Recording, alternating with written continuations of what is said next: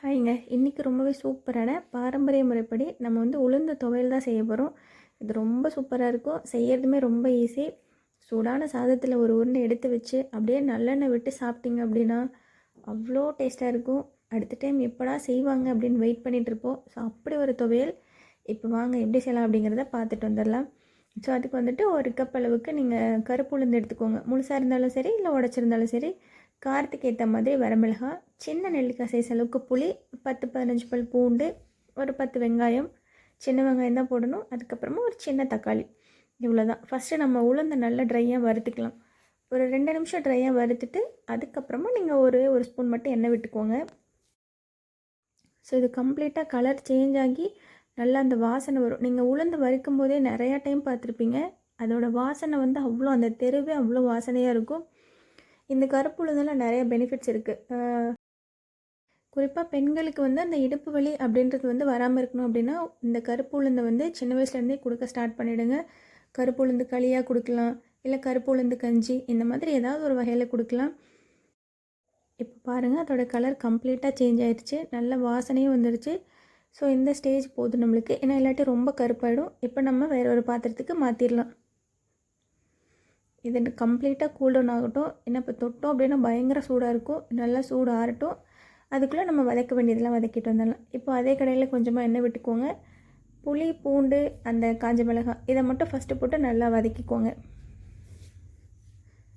மிளகாய் வந்து உங்களோட காரத்துக்கு ஏற்ற மாதிரி, இந்த நம்ம வந்து புளி போடுறோம் அப்படின்றதுனால, புளி தக்காளியெல்லாம் போடுறதுனால மிளகாவோட காரம் வந்து அதிகமாக தெரியாது.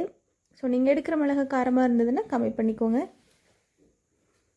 ஸோ இது நல்லா வதங்கினதுக்கப்புறமா நம்ம எடுத்து வச்சுருக்க வெங்காயத்தை உள்ளே சேர்த்து நல்லா வதக்கிக்கோங்க.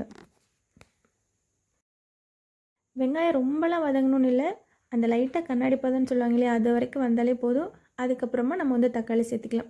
ஏன்னா நம்ம அரைக்க தானே போகிறோம். ஸோ அதனால் லைட்டாக வதங்கினாலே போதும். இப்போ நம்ம தக்காளி சேர்த்து இதையுமே நல்லா வதக்கிக்கோங்க. ஸோ இப்போ இதெல்லாம் நல்லா வதங்கட்டும். இதுக்கு தேவையான அளவு உப்பு சேர்த்திக்கோங்க.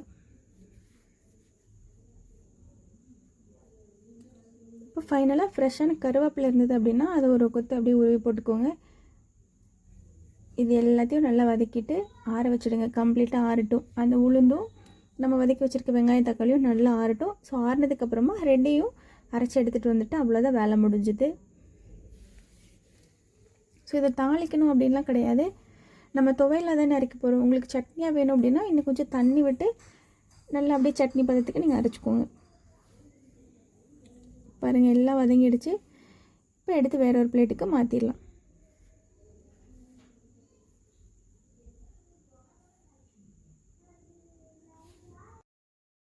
ஸோ இப்போ ஃபஸ்ட்டு நம்ம வந்து உளுந்து அரைச்சிக்கலாம். இது நல்லா பவுடர் ஆனதுக்கப்புறமா நம்ம எடுத்து வச்சுருக்க வெங்காயம் தக்காளி உள்ள சேர்த்து அரைச்சிக்கலாம். ஏன்னா மொத்தமாக அரைச்சிங்க அப்படின்னா உளுந்து வந்து அரைப்படாது. ஸோ அதனால் ஃபஸ்ட்டு உளுந்து அரைச்சிக்கோங்க. அதுக்கப்புறமா நீங்கள் வெங்காயம் தக்காளி போட்டு அரைச்சிக்கோங்க.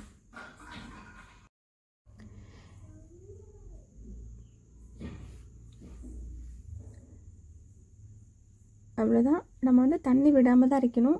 நல்லா அரைச்சி எடுத்துகிட்டு வந்துடலாம். பாருங்கள், நல்லா அரைச்சி நல்லா உருண்டையும் பிடிச்சாச்சு. இதை சாப்பிடும்போதே அவ்வளோ டேஸ்ட்டாக இருந்தது. ஸோ கண்டிப்பாக நீங்கள் வாரத்துக்கு ஒரு வாட்டியாவது செஞ்சு சாப்பிடுங்க. இப்போ வாங்க நம்ம சாப்பிட்டு வந்துடலாம். கண்டிப்பாக நல்லெண்ணெய் விட்டு தான் சாப்பிடணும். ஏன்னா உளுந்தங்கஞ்சி, உளுந்து துவையல், அந்த உளுந்து சம்மந்தப்பட்டதெல்லாம் செய்யும்போது நல்லெண்ணெய் விட்டு சாப்பிட்டீங்க அப்படின்னா இன்னும் கொஞ்சம் ஹெல்த்தியாக இருக்கலாம். ஸோ அதனால் கண்டிப்பாக ட்ரை பண்ணி பாருங்கள். பார்த்துட்டு எப்படி இருக்குதுன்னு சொல்லுங்கள். Thank you.